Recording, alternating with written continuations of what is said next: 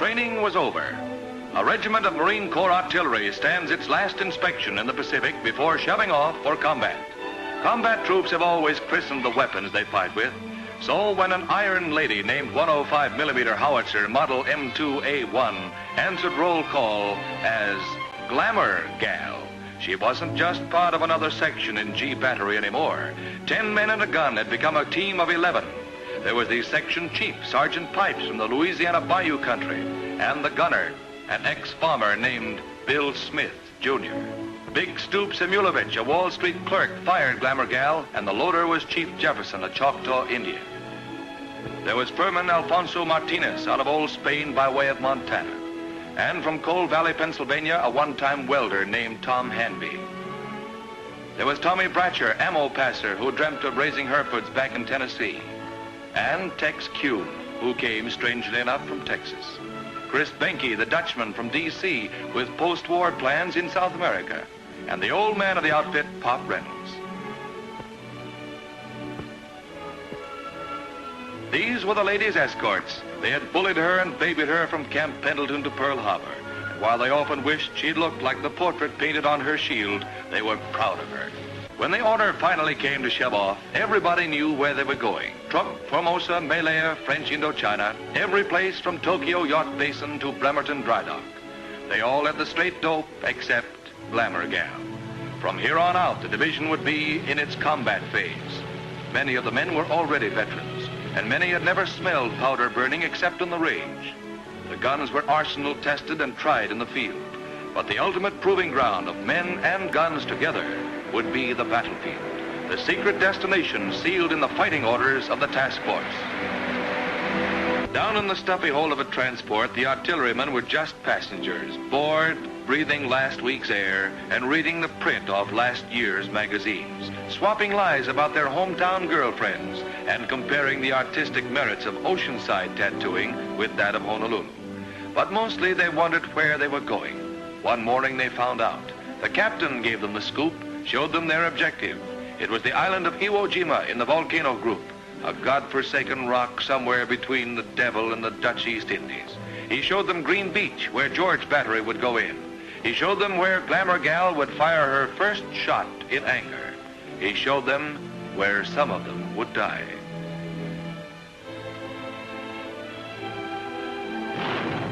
D-Day. Iwo had already gotten the roughest preparatory rub-down of any spot in the Pacific, but it still crawled with Japs, and it looked like the first wave was going to have to fight with its feet wet. With their guns still below decks, the cannoneers of G Battery waited for the word from shore, the message that would tell them that the infantry was beached and wanted artillery support. Following the debarkation plan, Sergeant Pipes and half the crew went in with Glamour Gal in an amphibious truck, while the rest of the section clambered down the scramble nets into landing craft. It was just like maneuvers, except for that funny feeling around their breakfast. Crossing the line of departure, the men of the assault force realized that the Japanese artillery had good seaward observation. As the range shortened to include small arms fire, they knew the beach was still hot and that Glamour Gal would be plenty welcome.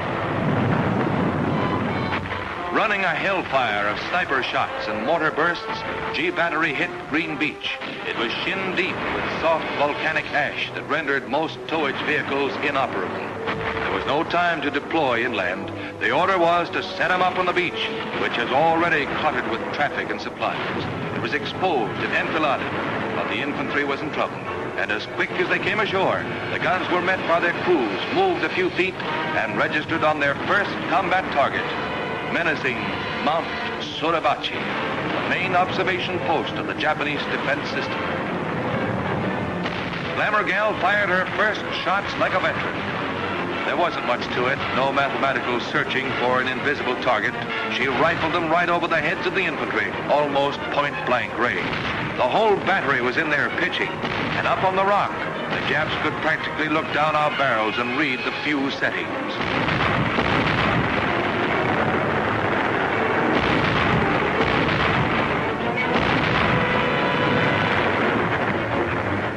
By evening, the casualties had started coming back. Glamour Gal hadn't lost any of her crew, but some sections were going to start short-handed the next day. The morning of D+1, found Glamour Gal and G Battery still sighted in on the sullen flanks of Suribachi. The beach was still cluttered. The guns were crammed into a 20-yard front. The range had dropped to 800 yards, matching trajectory with the M1s of the infantry. And somewhere inside that 800 yards, the infantry was starting the assault that would put the flag on Suribachi. But it took teamwork to put it there.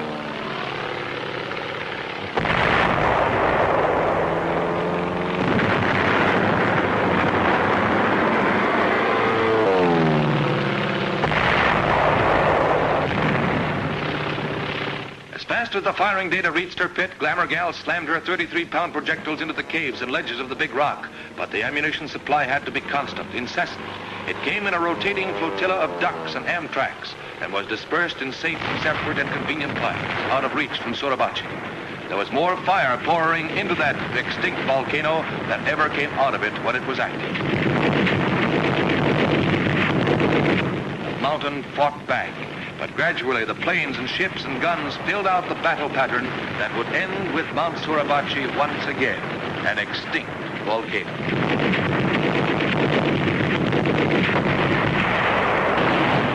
Close by Glamour Gal's gun pit was the surf-washed wreckage of hundreds of our landing craft, many of them gunned to pieces, bringing shells to the artillery.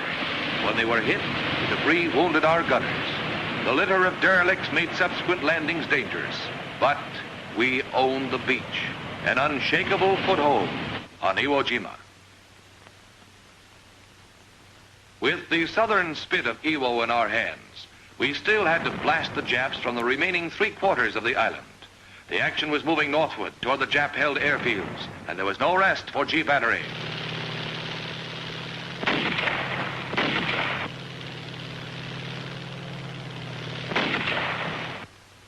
No place on the island was safe from the searching Jap fire, so Glamour Gal had to be dug well in her new position. The men moved cautiously because the sniper fire was heavy, and besides, the infantry was waiting. A change of positions meant an uneasy lapse in artillery support. The firing lag had to be kept to the absolute minimum.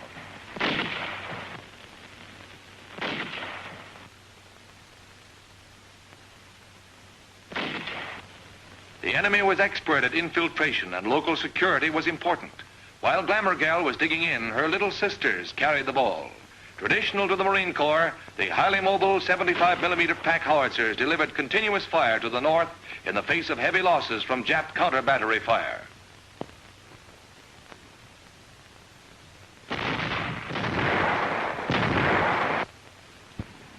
Any level ground that the Japs weren't using served as an airstrip for our grasshoppers. Aerial observation aided the ground batteries by identifying targets, spotting bursts, and radioing corrections back to the guns.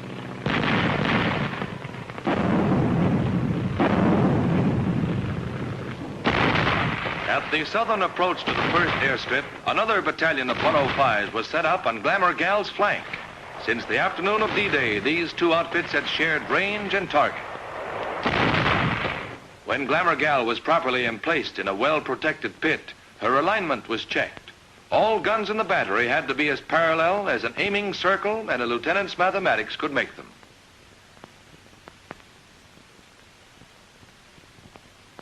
Forward observers landed with and deployed ahead of the infantry, spotted a large concentration of Japanese.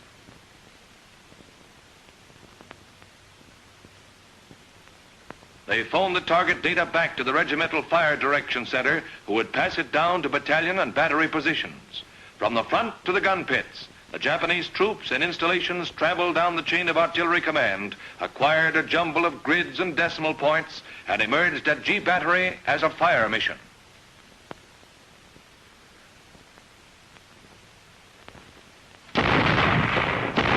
A synchronized barrage, with the entire regiment backing up Glamour Gal as she blistered the paint off her tube to get her quota of effective rounds into the target area.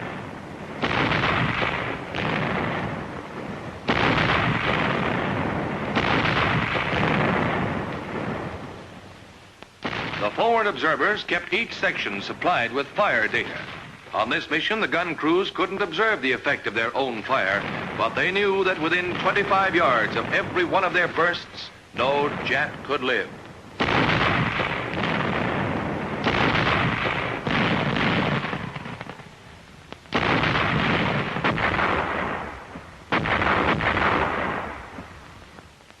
ahead, the infantry watched the smoke and bursts of the barrage. When it lifted, they were going in.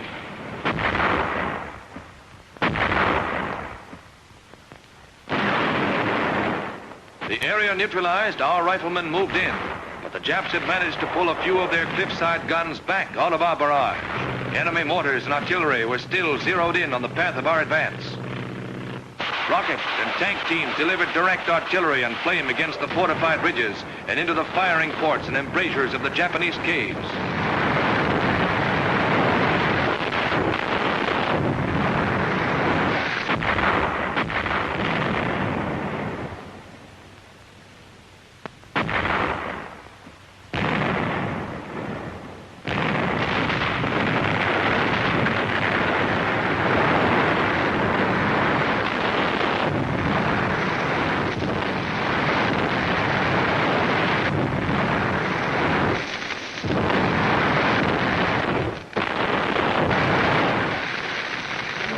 From the air, observers directed the execution of the order that came down through division to burn out the entire area.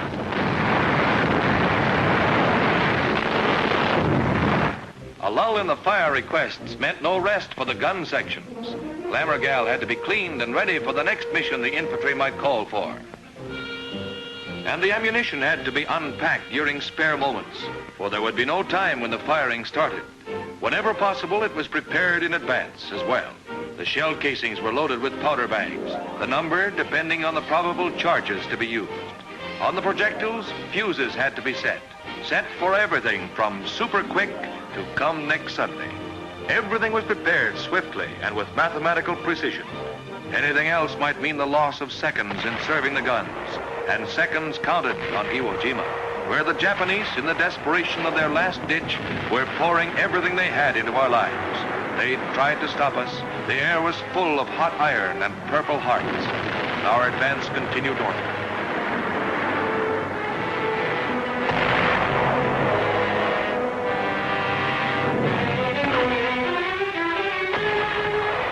A few days after Glamour Gal had hit the beach, the Corps artillery had landed its 155mm howitzers.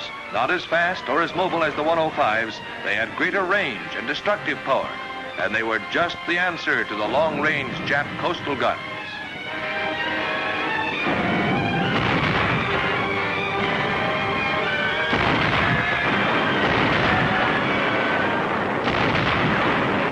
The nights were often very warm for February when a high-trajectory artillery duel was on.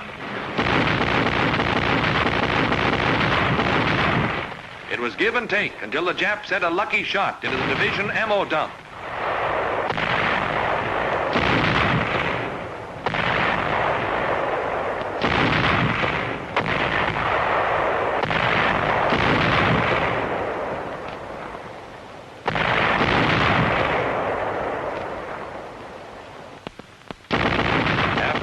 Things got strictly high trajectory, and division and corps artillery threw everything but the galley stove and the general's jeep into the Jap battery.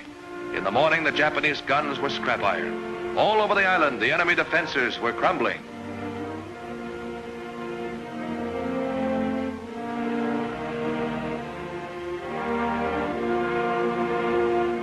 For the first time in almost a month, the artillery could stop to pick up its brass. The campaign was over.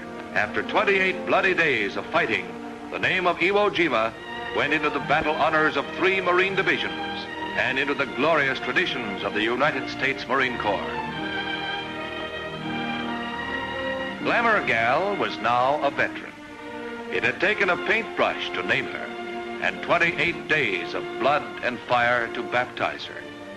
Now she and the boys were getting ready to shove off again, getting ready for the next operation. This time, too, everybody knew where they were going. Korea, Formosa, Malaya, French Indochina.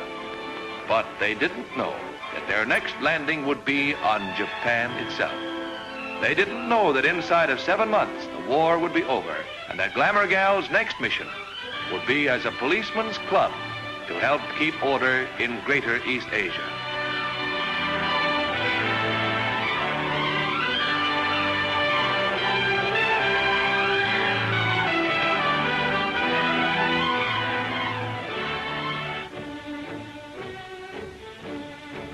Some of them would never know. Pop Reynolds, the old man, was still back there, back on Iwo, and so was the captain. They will be there forever. Just a small part of history. The story of 10 men and a gun.